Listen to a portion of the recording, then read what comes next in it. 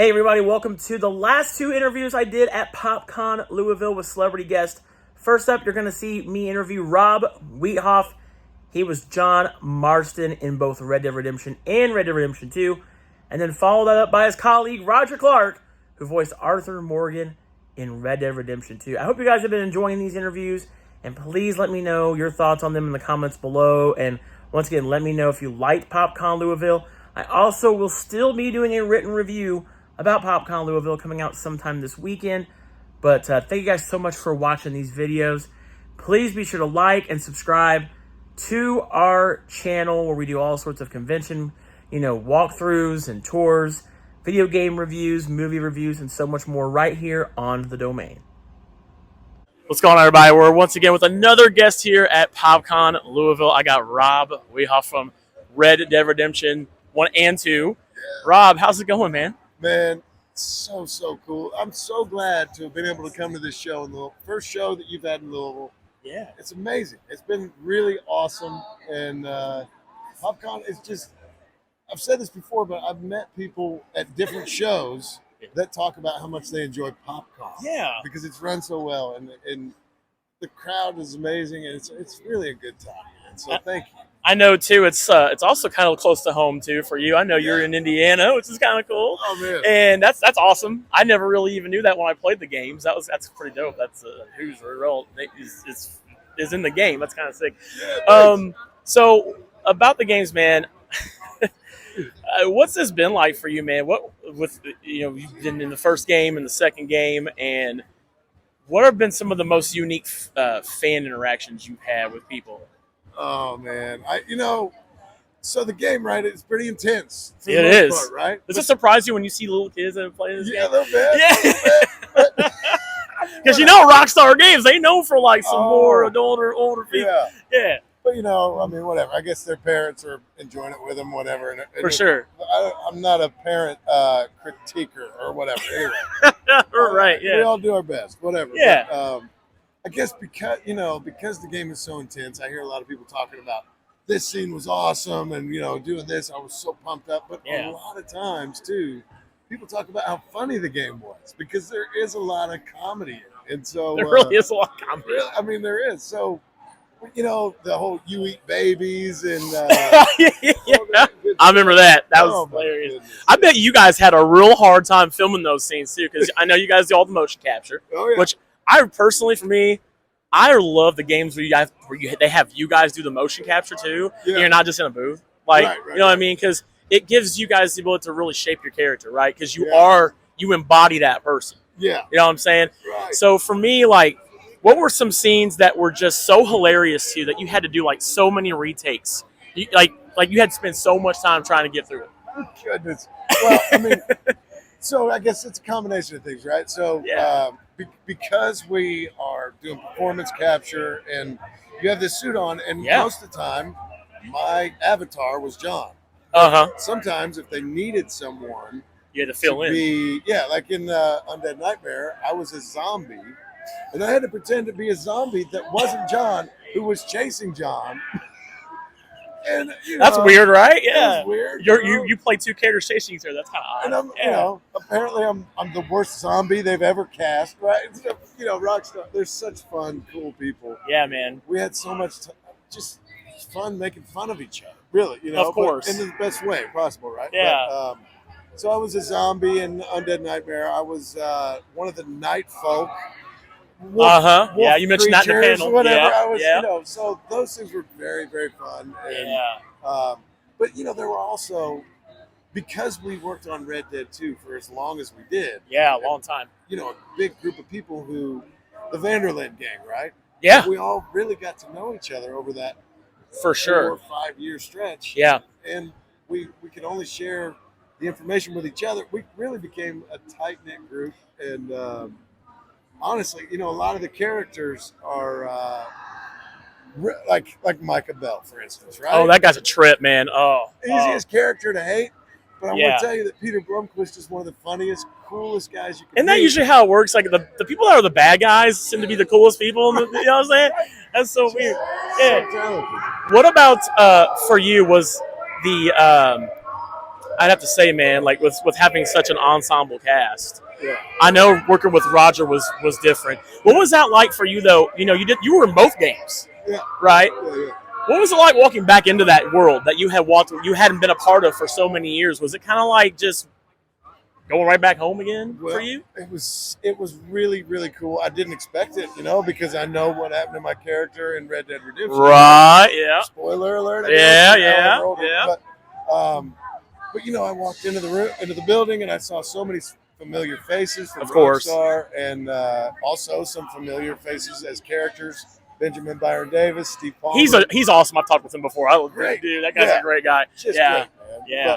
But, yeah, I mean, it was amazing, and I enjoyed the whole process. Again, I'm so fortunate, man, to have been able to give him to live out this opportunity that was provided. Right. I just really appreciate it. Was it different? I'll ask you one more question real quick because you got all kinds of people waiting in line for you here.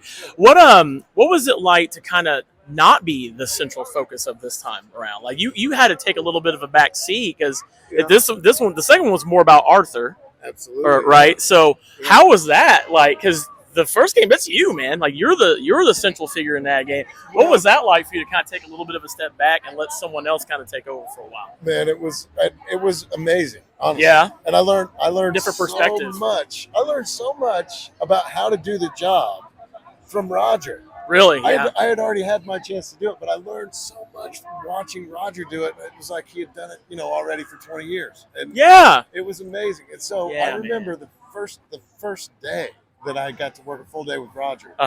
And we did a couple scenes together, but I also saw him doing other scenes that I wasn't in. Yeah. I called my wife and said, I'm so excited about this game because it's going to be awesome. Yeah. Because I got to see Roger doing his thing, so. That's great, man. It was awesome. And to be a playable character is great, but to also be in the position where I was in, to be educated and entertained, and it was amazing. So yeah. Well, I'm not gonna take up any more of your time, Rob. But thanks so much for taking some time, and I hope you guys got to come out to meet Rob. You got a little bit of people here waiting still on Sunday today, and if you have not played these games, go play these games, man. They're so good. We hope that we get to have you guys come back later we need a third game somehow. I don't know how that's going to work. But thanks so much, Rob.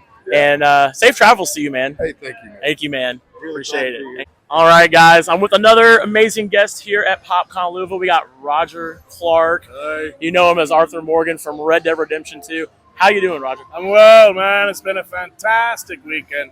Just putting an end to it now, wrapping up. But wow, what a splendid thing. It's been Happy Father's Day. Got to see lots of happy fathers around here today with their kids. And getting to meet the fans who appreciated all of our work. What more could you ask for? So what I love about you, Roger, is, man, you're a gamer. That's what's great, man. You played the games. I don't know how I would feel being a fan of the first game and then walking onto like basically the set of the second game. It was a little daunting. I especially remember having the first time I worked with Rob, the OG, John Marston, and I had to talk trash to him for a couple of days, and it didn't feel right at all. But I had a job to do. So, what was it like meeting him as was it hard not to fan out meeting him because knowing you're going to work with him? At the beginning, it was, but then we got to know each other pretty well, and we've been the closest friends now for a decade. He's the OG. I wouldn't be here without him, and he is genuinely one of the best guys I know. That's great, man. So, real quick, man, you already knew going in what had happened, right, in the first game. How surprised were you with the events in the second game, man? This is a prequel. Yeah. So, what was that like, learning the backstory of and being in the backstory of what you had just already finished playing? It was pretty mind-blowing. I mean, when we started Red Dead 2, when we started working on it, we had a basic outline of what the story was going to be, but smartly, the writers didn't really box themselves in too early on. They left it pretty vague. Just waited to see what strengths and weaknesses certain characters and actors brought to the table. So we didn't really fill in the fine details until, as we progressed and started working on it, which took 5 years. Yeah. But to answer your question, some of the details that they filled in was just mind-blowing. The writers, well, Dan Houser was the main writer, accompanied by Michael Unsworth and Rupert Humphreys. Those were the three main ones. And what they did was absolutely mind-blowing, and we got to work with them in tandem for a bit, and it felt like we were really working together. Yeah. And we were playing to each other's strengths. Yeah. And we were a big, massive team, and it was proud to be a part of it. And that was your first big video game you worked on, right? The first... I mean, it's hard. Big production. Right? Yeah, I'd done video games before, and I'd done mocap on some as well, but it's hard to get bigger. It's a Rockstar game, though, man. Yeah. It's hard to get bigger than Red Dead. Yeah. Yeah. I got to know, man. Voice acting is one thing because you're in a box. That's it. But how much harder is that to do motion capture, man? Because I have mad respect for those of you that literally are doing all the stuff in the game. You know, they're two completely separate mediums, but one's just as hard, or just as challenging and rewarding as the other, you know? Yeah. I love voice acting. Most of Red Dead wasn't voice acting. Most of AAA titles nowadays isn't voice acting anymore. Yeah. It's mocap, but, you know, the two do go hand in hand. Voice acting is not going to go anywhere, but one of the challenges about voice acting is you don't have an extra tool to express the character. You don't have your body. You just have a script and your voice. And that can be tricky sometimes. Yeah. That's why I was so thrilled that we did a lot of mocap for Red Dead, because by the time I was in the booth doing what little voice acting in Red Dead there was, I already knew who the character was, because he had already inhabited my body. We were walking around, walking the talk for 5 years, and then we would go into the booth every now and then. Two completely different skills, one equally as important as the other, just two different ways to skin a cat. That's a great way to put it. I like the way you put that. What's it like for you when you go to these cons and you get to meet the people and they cosplay as you? I mean, isn't that wild? Like seeing these, it's a broad range too. I was telling Rob, what's it like seeing these young kids playing this kind of video game and coming up and meeting you? Well, I mean, if they're too young, it's a little disconcerting. Right. To be honest, though, as an actor, all you really want is to have your work appreciated by an audience. Oh, yeah. And when you have an audience as big as the folk who enjoy Red Dead, it's the wildest dream ever come true. It really is. I'm blessed. One last question for you, Roger. If you had to give a piece of advice to people who want to get into motion capture and voice acting work, what would that have to be? You know, work begets work, and I really feel, for myself, the best way to learn acting is to go on stage. I think theater is where it's at. Mm-hmm. You know, the audience is right there. They'll teach you. They'll teach you timing. They'll teach you what works and what doesn't work, because they either clap or they don't clap. Oh, yeah, I know you have lots of experience in drama, so I bet that was a big help for you to do the motion capture. You can take those skills that and transfer them to any medium: film, TV, radio, voice acting, whatever you want. Yeah. And I'm very grateful for my beginning in theater. It's made me the actor I am today.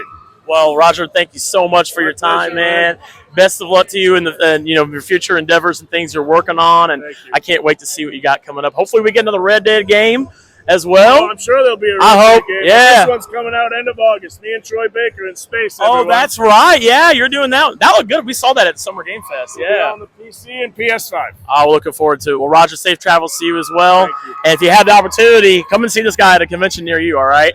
I'll catch you later. There you go.